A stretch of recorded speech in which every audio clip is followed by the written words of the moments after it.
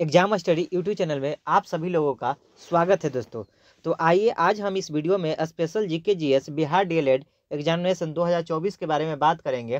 फिर एक नए सिरे से वीडियो लेके आए हैं दोस्तों, जो आपका साइंस के लिए बहुत ही इंपॉर्टेंट ये वीडियो है दोस्तों। तो आपका एग्जाम बहुत ही नज़दीक आ गया है दोस्तों, उसी को देखते हुए इसमें वीवीआई प्रश्नों को शामिल किया गया है, जिससे आपके जो एग्जाम होने वाले हैं उसमें अधिक से अधिक इसी सेट से प्रश्न पूछे जाएं।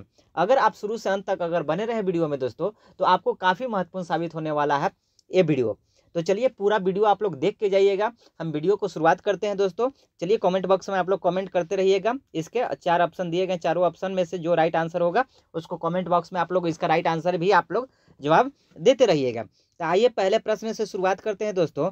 पहला जो प्रश्न है आप देखिए, इसको हम पढ़ते हैं और आप लोग इसका जवाब कमेंट बॉक्स में जरूर दीजिएगा। 1990 के दशक में वैज्ञानिकों ने पदार्थ का कितने अवस्थाओं को ढूंढ लिया था? बहुत ही इजी प्रश्न है दोस्तों, ये 7वां 8वां 9वां 10वां का प्रश्न है। बताइए पदार्थ की टोटल कितनी अवस्थाएं होती है? 3 होती है, 4 होती है, 5 होती है या 6 होती है? आप लोग तो बचपन से पढ़ते आ रहे हैं पदार्थ की कितनी अवस्थाएं हैं। चलिए इसका राइट आंसर होगा दोस्तों ऑप्शन नंबर सी, 5 अवस्थाएं होती है। और आप लोग पांचों अवस्था का नाम कमेंट बॉक्स में कमेंट कीजिए। कमेंट बॉक्स में आप लोग कमेंट कीजिए कि पांचों अवस्थाओं का नाम क्या है, तब हम जानेंगे कि आप लोग की तैयारी क्या हुई है। चलिए अब अगले प्रश्न की ओर आते हैं। अगला जो प्रश्न है दोस्तों कि विद्युत धारा का एसआई मात्रक क्या होता है? अब विद्युत धारा का एसआई मात्रक, कितना इजी प्रश्न है दोस्तों। इसी तरह के प्रश्न तो आपको पूछे जाएंगे कि आप ये नहीं बता सकते कि विद्युत धारा का एसआई मात्रक क्या होता है। बताइए कमेंट बॉक्स में, जल्दी कमेंट कीजिए इसका राइट आंसर क्या होगा। चलिए मैं बता दूं, इसका राइट आंसर होगा दोस्तों विद्युत धारा का एसआई मात्रक जो है आपका एम्पियर होता है। क्या होता है दोस्तों? एम्पियर होता है। बात करते हैं ये वोल्ट किसका मात्रक है? द वोल्ट आपका विभवांतर का एसआई मात्रक है दोस्तों। अगर ओम की बात किया जाए तो ओम किसका एसआई मात्रक है? तो प्रतिरोध का एसआई मात्रक है।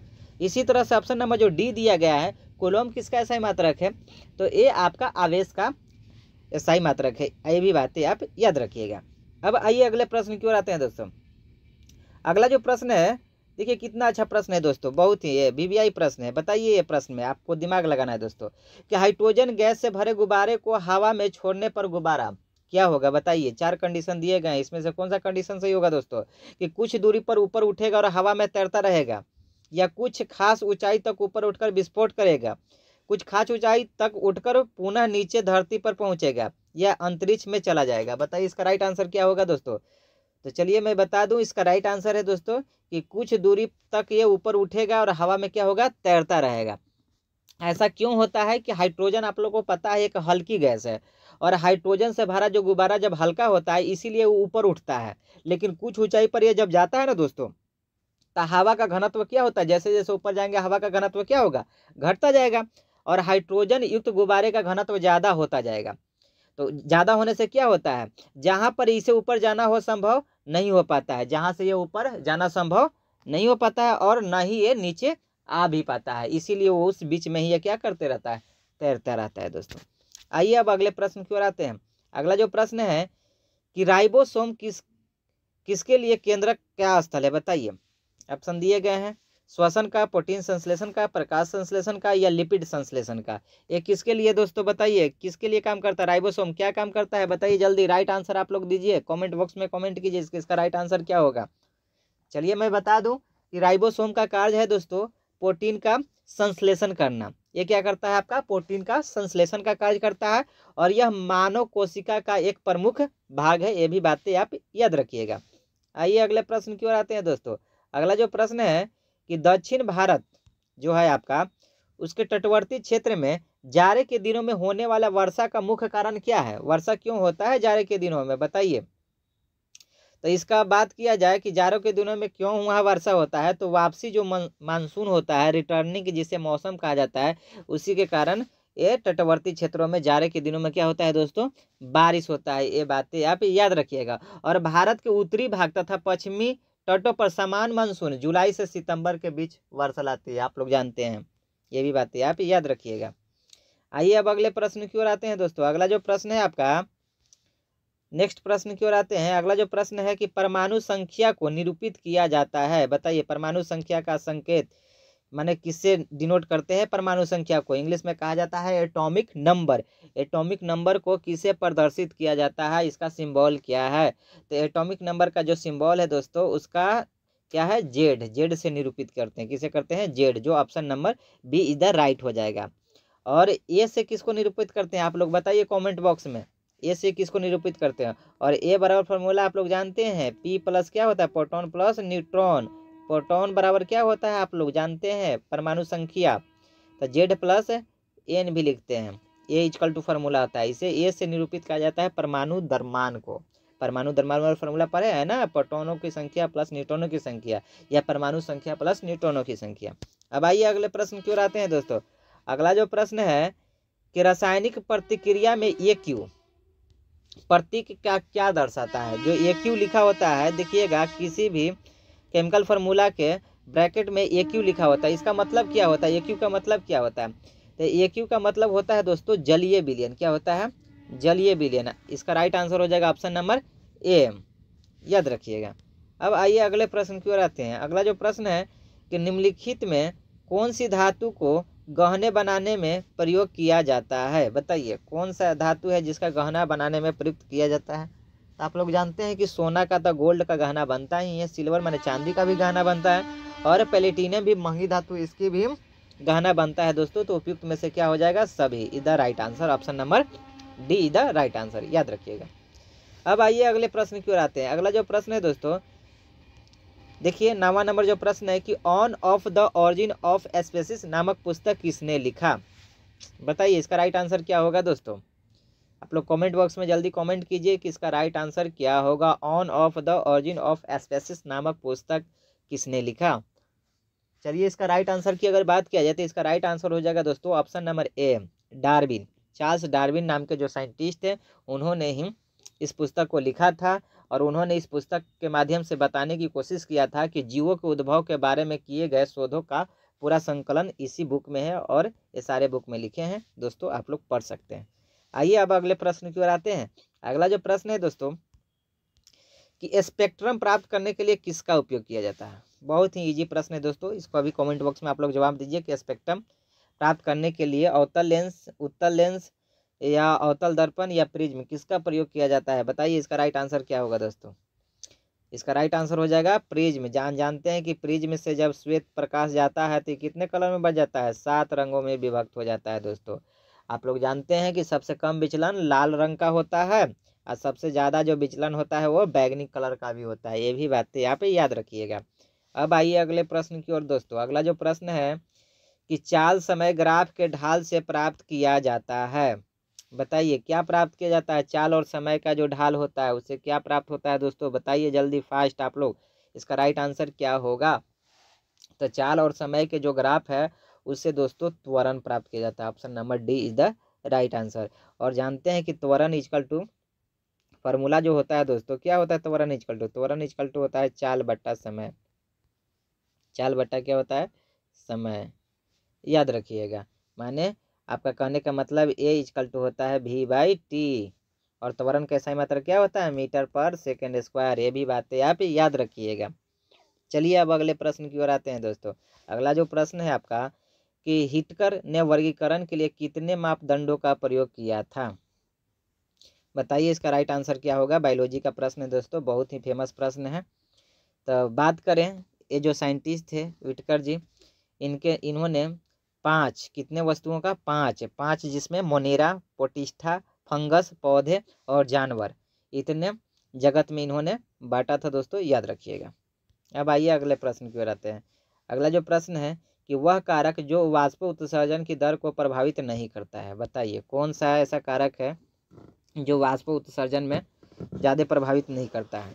तो देखिए आप लोग जानते हैं कि वाष्पीकरण होने के लिए प्रकाश की तीव्रता, धूप तो चाहिए, जितना तीव्र रहेगा उतना ज़्यादा वाष्पीकृत होगा टेम्परेचर मिलकर पानी।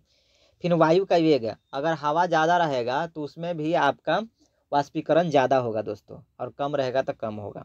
और कार्बन डाइऑक्साइड से जानबे करते हैं आप लोग कि गर्मी बढ़ेगा, ग्रीन हाउस इफेक्ट जो होता है, गर्म बढ़ता है, जिसके कारण भी वाष्प उत्सर्जन की दर बढ़ेगी। बट इसमें ऑक्सीजन जो है दोस्तों, इस पर यह प्रभावित नहीं करता है। ऑक्सीजन का मात्रा बढ़े या घटे, इससे वाष्प उत्सर्जन का लेना देना कुछ नहीं है। तो इसका राइट आंसर क्या हो जाएगा दोस्तों?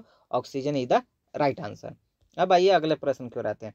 अगला जो प्रश्न है दोस्तों, कि अगर किसी ध्वनि का जो चाल दिया हुआ है, देखिए आपका ध्वनि का चाल दिया है 340 मीटर पर सेकेंड। क्या दिया है दोस्तों? 300। कहने का मतलब आपका भी का वैल्यू दिया है 340 मीटर पर सेकेंड, ठीक। और उसके बाद इसका फ्रीक्वेंसी दे दिया है, फ्रीक्वेंसी दिया है, कितना दिया है फ्रीक्वेंसी दोस्तों? 1700 हर्ट्ज। कितना है? 1700 हर्ट्ज। तो क्या पूछ रहा है कि तरंग दैर्ध्य, तो तरंग दैर्ध्य को लेमडा से डिनोट करते हैं, और लेमडा इक्वल टू क्या होता है? V/F। तो भी आपको दिया हुआ है कितना? 340, और आपका ये फ्रीक्वेंसी कितना है? 1700। तो यहाँ डिवाइड करेंगे दोस्तों तो आ जाएगा आपका 0.2। कितना? 0.2, 0.2 मीटर दोस्तों। क्या? 0.2 metre is the right answer. तो 0.2 को अगर सेंटीमीटर में कन्वर्ट करेंगे तो कितना हो जाएगा दोस्तों? आपका 20 सेंटीमीटर। कितना हो जाएगा? 20 है। तो 20 सेंटीमीटर किधर है? Option number B is the right answer. आपका 20 centimetre is the right answer होगा। अब आइए अगले प्रश्न की ओर आते हैं। अगला जो प्रश्न है दोस्तों, कि यौगिक जिसका अणुसूत्र समान किंतु संरचना सूत्र अलग हो, उसे कहते हैं, क्या कहते हैं? बताइए। जिसका आपका अणुसूत्र समान हो लेकिन संरचना सूत्र अलग हो, उसे क्या कहा जाता है? बताइए दोस्तों, इसे क्या कहेंगे? संरचना सूत्र अलग हो। जैसे देखिए, एन एक ब्यूटेन होता है। क्या होता है? एन ब्यूटेन होता है। एक होता है आपका आइसोब्यूटेन। तो वो दोनों में क्या होता है दोस्तों, कि आपका संरचना जो सूत्र होता है वो अलग होता है, बट अणुसूत्र क्या होता है? सेम होता है। अणुसूत्र सेम होता है, लेकिन इनका संरचना सूत्र अलग होता है। इसीलिए इन्हें क्या कहा जाता है? आइसोमर कहा जाता है। क्या कहा जाता है? आइसोमर। याद रखिएगा, इन्हें क्या कहा जाता है? आइसोमर। क्या? समस्थानी कहा जाता है, याद रखिएगा। चलिए अब अगले प्रश्न की ओर आते हैं। अगला जो प्रश्न है दोस्तों, कि जैव विघटित कचरे का किस प्रक्रिया द्वारा खाद में परिवर्तित किया जा सकता है? इसका राइट आंसर क्या होगा? बताइए। कि जैव विघटित कचरे को किस प्रक्रिया द्वारा खाद में परिवर्तित किया जा सकता है? तो इसका राइट आंसर हो जाएगा दोस्तों ऑप्शन नंबर ए, जैव खाद बनाकर। याद रखिएगा। आइए अब अगले प्रश्न की ओर आते हैं। अगला जो प्रश्न है दोस्तों, कि प्लाज्मा झिल्ली किससे बनी होती है? बहुत ही फेमस क्वेश्चन है दोस्तों, कि प्लाज्मा झिल्ली किससे बनी होती है? तो प्लाज्मा झिल्ली जो आपका है वो प्रोटीन, कार्बोहाइड्रेट और फास्फोलिपिड से बना होता है। ये भी बातें आप याद रखिएगा। अब आइए अगले प्रश्न की ओर आते हैं। अगला जो प्रश्न है दोस्तों, कि क्योटो सम्मेलन का मुख्य मुद्दा क्या था? तो क्योटो जो सम्मेलन हुआ था उसका मुख्य मुद्दा बताना है दोस्तों कि क्या था। तो क्योटो अगर सम्मेलन की बात किया जाए तो इसमें क्या ग्लोबल जो वार्मिंग है इससे रिलेटेड बातें किया गया था दोस्तों। जितने भी विकसित देश थे उन्होंने इस सम्मेलन को किया था अंतर्राष्ट्रीय लेवल पर। तो याद रखिएगा, ये जो सम्मेलन हुआ था ग्लोबल वार्मिंग से रिलेटेड था। आइए अगले प्रश्न की ओर आते हैं। अगला जो प्रश्न है दोस्तों, कि विद्युत परिपथ में प्रवाहित धारा का मान मापने में प्रयुक्त यंत्र है। विद्युत धारा किससे मापते हैं? बताइए। वोल्ट मीटर, गैल्वेनोमीटर या एमीटर, या इनमें से कोई नहीं? बताइए इसका राइट आंसर क्या होगा? तो विद्युत धारा आपको एमीटर से मापा जाता है, याद रखिएगा। और इस किस क्रम में जोड़ा जाता है? ये सीरीज कॉम्बिनेशन में जुड़ा होता है। ये भी बातें आप याद रखिएगा दोस्तों। अब आइए अगले प्रश्न की ओर आते हैं। अगला जो प्रश्न है, कि कृमि खाद या वर्मी कंपोस्ट बनाने हेतु निम्न में से किस कीड़े का उपयोग किया जाता है?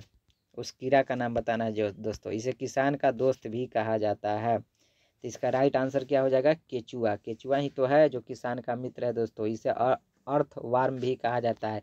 यह मिट्टी का उपयोग कर भोजन के रूप में उपयोग करता है, और मिट्टी की उर्वरा शक्ति को क्या कर देता है दोस्तों? बढ़ा देता है। इसीलिए इसे किसान का मित्र भी कहा जाता है। तो याद रखिएगा, ये कृमि खाद कंपोस्ट के रूप में वर्मी कंपोस्ट बनाने में मदद करता है। तो ये कुछ महत्वपूर्ण प्रश्न थे जो आपके लिए काफ़ी महत्वपूर्ण साबित हुआ होगा दोस्तों।